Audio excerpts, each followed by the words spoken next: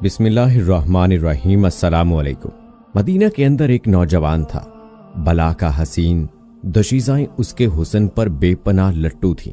जिस वक्त उस खुश रंग और फलाद बदन नौजवान को दरबार खिलाफत में पेश किया गया तो हाज़रीन मजलिस इसके दिलकश गोरे बदन का गौर से मुशाहिदा करने लगे। उस जवां साल का कदरे, बड़ा सर, खूबसूरत चौड़ी पेशानी और उस पर लटके हुए खमदार स्याह हल्की बारीक भवें, दराज पलकें, सरमगी आंखें, खुशनुमा रुखसार, नाजुक होंठ और ओलों जैसे शफाफ दंदान और खुशनुमा दुबला पेट और चौड़ा सीना और चांद से बढ़कर चेहरा देखने वालों की आंखों को हैरान परेशान कर रहा था। उसे देखकर अमीरुल मोमिनीन उमर फारूक रज़ियल्लाहु ताला अन्हु को यकीन आ गया कि वाक़अतन यही वो नौजवान है जिसका जमाल मकनातीस की तरह राह चलती खवातीन और घर बैठी दोशीज़ाओं को अपनी तरफ खींच रहा है। और वो रात की तारीकियों में जज्बात से मगलूब होकर उसके हुस्न के गीत गा रही है। आपने खवातीन को इसके दिल रुबा हुस्न के फितने से बचाने के लिए उसका सर मोड़ने का हुक्म दे दिया। उस बेचारे को बारगाह खिलाफत का हुक्म टालने का याराना था, इसलिए ये हजाम के आगे बैठ गया और अपना सर मंडवाने लगा। जब वो सर मंडवा चुका तो इसकी पेशानी यूं नमूदार हुई कि गोया वो चांद का टुकड़ा हो और वो पहले से भी ज्यादा खूबसूरत नजर आने लगा। ये देखकर आप रज़ियल्लाहु ताला अन्हु ने दूसरा हुक्म जारी किया कि इसके सर पर अमामा पहनाया जाए। चुनाचे वो अमामा पहनकर मजीद खूबसूरत नजर आने लगा। जब वो मस्जिद नबवी में नमाज अदा करने के लिए जाता तो राह चलती खवातीन की निगाहें इसकी सरमगी आंखों पर मरकूज होने लगी और वो उसे गली कूचों में देखकर मबहूत रह जाती। ये देखकर अमीरुल मोमिनीन ने हुक्म दिया कि ऐ नौजवान, तुम इस शहर में ना रहो और बसरा चले जाओ। उसने वजह पूछी तो आप रज़ियल्लाहु ताला अन्हु ने सिर्फ इतना ही जवाब दिया कि ये मेरा हुक्म है और मजीद कुछ ना बताया। उस बेचारे ने बारगाह खिलाफत के हुक्म के सामने सर तस्लीम खम कर दिया, लेकिन उसे समझ में नहीं आ रहा था कि इसके साथ ऐसा सुलूक क्यों किया गया। जब उसने अमीरुल मोमिनीन के किसी हमनशीन से इस कार्रवाई का सबब पूछा तो उसने बताया कि मामला दरअसल ये है कि गुज़श्ता रात जब दारुल खुलाफा की रियाया मीठी मीठी नींद के मजे लूट रही थी तो अमीरुल मोमिनीन हस्बे मामूली दारुल खुलाफा की गली कूचों का गश्त कर रहे थे कि निस्फ शब के करीब एक दरवाजे पर से उनका गुजर हुआ तो उनके कानों में एक खातून की आवाज पड़ी जो बड़ी पुरसोज आवाज से शेरों में अपनी आरजू का इजहार कर रही थी और कह रही थी, भला कोई सूरत बन सकती है कि मैं शराब पी सकूं, और भला कोई राह निकल सकती है कि मैं नसर बिन हज्जाज के पास पहुंच जाऊं। उस नौजवान के पास पहुंच जाऊंगा जो शरीफुन नस्ल है, खूबरू है, इज्जतदार है और जिद्दी भी नहीं है। वो बुलंद मजलिसों वाला है, हमसरों को वापस धकेल देने वाले कबीले से है, काबिले दीद जवानी में कदम रख चुका है। उसका चांद का समुखड़ा तारीक रात को जगमगा देता है। जो ही आपके कानों में ये अशार पड़े तो फरमाया, अच्छा मेरे यहाँ इस शहर में ऐसा नौजवान भी है जिसके हुस्न जमाल का तज़किरा नौजवान खवातीन अपने पर्दों में कर रही हैं। तो उन्होंने फौरन हुक्म दिया कि इस नौजवान को मेरे सामने लाओ। तो उनके हुक्म से तुमको यहाँ लाया गया था। फिर हाज़रीन ने तुम्हारे खुशकामत कद और मजबूत काठ और खूबसूरत चेहरे को देखा तो मान गए कि वाकई ऐसा नौजवान है कि अगर इसकी खूबसूरती को मसनूई तरीके से कम ना किया गया तो खवातीन के बहक जाने का खतरा है। चुनाचे उन्होंने अपने ख्याल में तुम्हारी खूबसूरती कम करनी चाहिए तो तुम पहले से भी बढ़कर खूबसूरत नजर आने लगे। तो उन्हें हसास रिपोर्टें मिलने लगी और वो सोचने लगे कि अगर इस पाकीज़ा दिल नौजवान को यहाँ रहने दिया गया तो ये किसी दिन किसी की तीर निगाह का शिकार हो जाएगा। इसलिए उन्होंने आपको बसरा भेजने और वहां बसाने का प्रोग्राम बनाया है। लिहाजा अल्लाह का नाम लीजिए और रख्ते सफर बांध लीजिए। अमीरुल मोमिनीन आपको बसरा भेजने का इरादा कर चुके हैं और वो इस इरादे से टलने वाले नहीं। हजरत हज्जाज समली का ये खूबसूरत और हसीन व शकील बेटा नसर बिन हज्जाज अपनी बेवा माँ का बड़ा खिदमतगार और उसकी आंखों का तारा था। ये जब कभी उसकी निगाहों से ओझल हो जाता, उसकी आंखों में जहां अंधेरा हो जाता था और खाना पीना भूल जाती और इसके मुतल्लिक मुहूम खतरात में घिर जाती, और जो ही ये इसके सामने आ जाता उसके लिए जहां रोशन हो जाता उसे मदीना छोड़कर बसरा में जाकर बसना गवारा तो न था, लेकिन अमीरुल मोमिनीन के हुक्म के सामने किसी को दम मारने की मजाल न थी। उस बेचारे ने अपना दिल मजबूत करके अमीर उल मोमिनीन से पूछा भी कि अमीर उल मोमिनीन, मेरे खूबसूरत होने और ख़वातीन के मेरी तरफ देखने में मेरे किस तरह के कौल व फेल का दाखिल हो तो बताइए। लेकिन आप रज़ी अल्लाह ताला अन्हु ने कोई जवाब ना दिया और फरमाया, ऐ नौजवान, ये मेरा इंतज़ामी हुक्म है जो पक्का है। अमीर उल मोमिनीन ने बसरा के गवर्नर को उसे बसरा में घर मुहैया करने का हुक्म दे दिया था। चुनाचे उस नौजवान ने अपनी प्यारी वालदा को अल्लाह और फिर अपने भाइयों के स्पुर्द किया और खुद ऊंट पर सवार होकर तवील व अरीज सहरा और बुलंदो बाला पहाड़ों के दर्रों को अबूर करने लगा और कई दिनों की सौबत सफर बर्दाश्त करने के बाद बसरा पहुंच गया। उधर जब उस शादीशुदा खातून को अमीर उल मोमिनीन के इस इक़दाम का इल्म हुआ तो वो अपने अंजाम से डर गई कि कहीं अब मेरी बारी ना आ जाए, तो उसने चुपके से ये अशार लिखकर किसी के हाथों आपकी तरफ भिजवा दिए। उस अमीरुल मोमिनीन से गुजारिश कर दीजिए जिसके नागहानी गुस्से के तसव्वुर से बदन पर कपकपी तारी हो जाती है कि मेरा शराब नोशी या नसर बिन हुज्जाज सलमी से कोई वास्ता नहीं। मैं उमर फारूक रज़ी अल्लाह ताला अन्हु से माफ़ी मांगती हूँ और उन्हें बताना चाहती हूँ कि मुझे नसर बिन हुज्जाज और शराब के बदले ताज़ा दूध और नीचे देखने वाली आंख में मुयस्सर है, इसलिए मुझे शराब पीने और नसर बिन हुज्जाज के पास जाने की कोई ज़रूरत नहीं है। मेरे इश्क को दोज़ख के खौफ ने लगाम दे रखी है और अब वो इस मकाम पर मुतमईन और पुरसुकून हो गया है।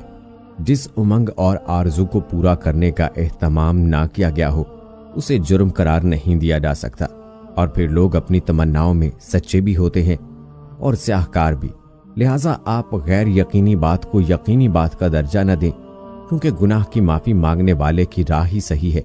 जब अमीर अल मोमिनीन ने ये अशार मुलाहिजा किए तो रो दिए और फरमाया, सब तारीफों के लायक अल्लाह मालिकुल मुल्क की ज़ात है जिसके खौफ ने इस खातून को नाजायज तरीके से अपने नफ्स की ख्वाहिश पूरी करने से रोक रखा है।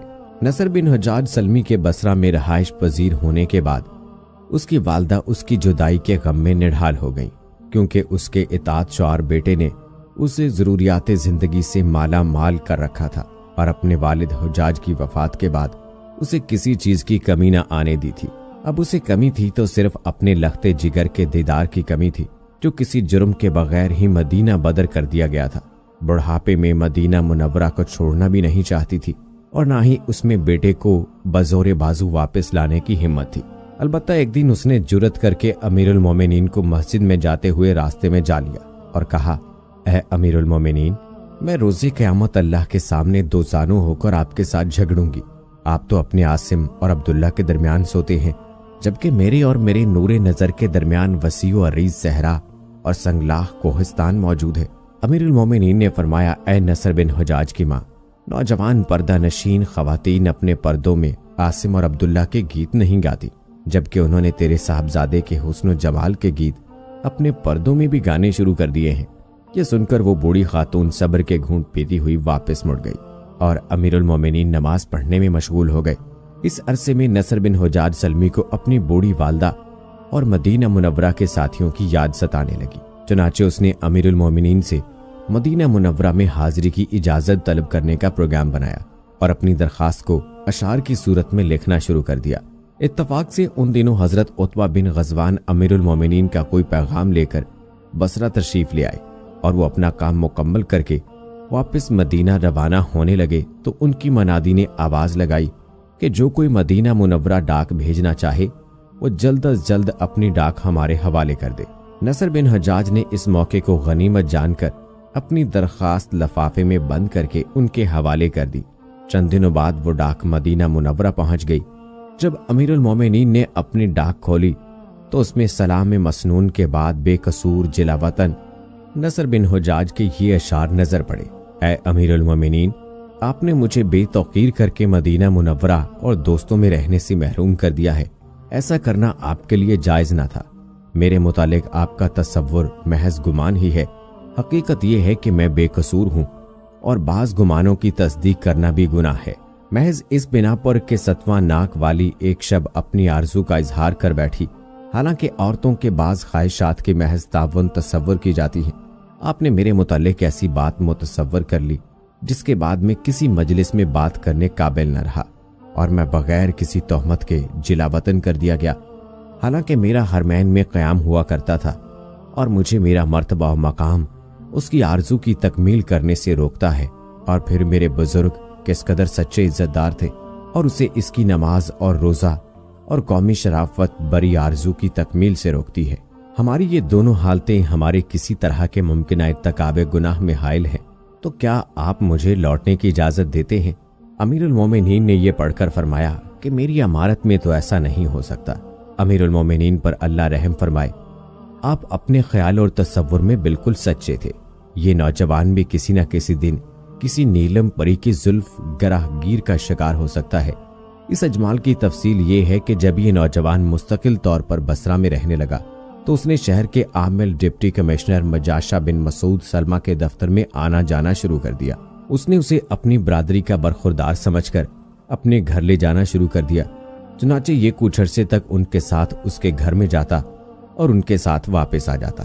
اسی دوران ان کی بیوی جو اپنے دور کی خوبصورت عورت تھی، اس خوبصورت نوجوان پر نظر رکھنے لگی اور اس پر انتہا درجے کی نوازشیں کرنے لگی، جس کی وجہ سے اس کا دل بھی پگھل گیا اور اس نے اسے زبان سے کچھ کہنے کی بجائے زمین پر لکھ دیا کہ مجھے تجھ سے اس قدر محبت ہے کہ اگر وہ تیرے اوپر ہو تو وہ تجھ پر سایہ فگن ہو، اگر نیچے ہو تو تجھے ہتھیلیوں پر اٹھا لے۔ یہ تحریر پڑھ کر نوجوان خاتون بے ساختہ پکار اٹھی کہ میں بھی اللہ کی قسم۔ نوجوان خاتون کے الفاظ اس کے شوہر نے سن لیے تو اس نے اس سے پوچھا، تیرے کہنے کا کیا مطلب؟ اس نے کہا کہ نصر نے ہماری اونٹنی کو دیکھ کر اشارتاً کہا ہے کہ یہ اونٹنی کس قدر خوبصورت ہے۔ مجاشہ نے کہا کہ تیرا یہ کہنا کہ اللہ کی قسم میں بھی اس بات کا جواب نہیں ہے، مجھے سچ بتا کہ تو نے ایسا کیوں کہا؟ اس نے کہا، سچ پوچھتے ہو تو وہ یہ ہے کہ اس نے کہا کہ تمہارا گھر کتنا خوبصورت ہے۔ مجاشہ نے کہا کہ یہ بات غلط ہے، تیرا کلام دراصل کس بات کا جواب ہے؟ تو مجھے جان بوجھ کر وہ بات نہیں بتا رہی۔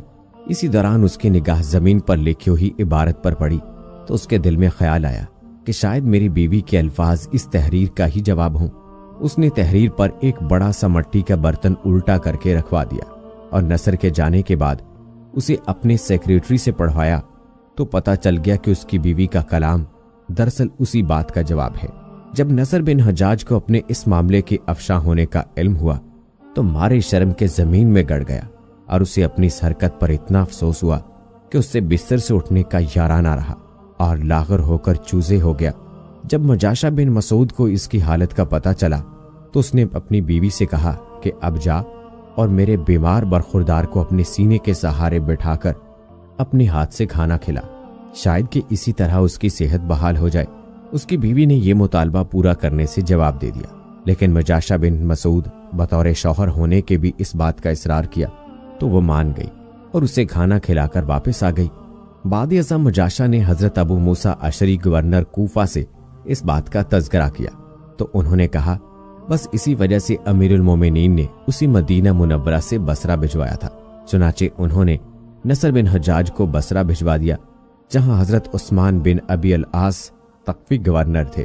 نصر یہاں سے کوچ کر کے فارس کے کسی قصبے میں آباد ہو گیا۔ اسے بھی وہاں آباد ہوئے کچھ زیادہ عرصہ نہ گزرا تھا کہ گاؤں کے سردار کی بیوی اس پر مٹنے لگی اور اسے چوری چھپے ملنے کے بھیجنے لگی۔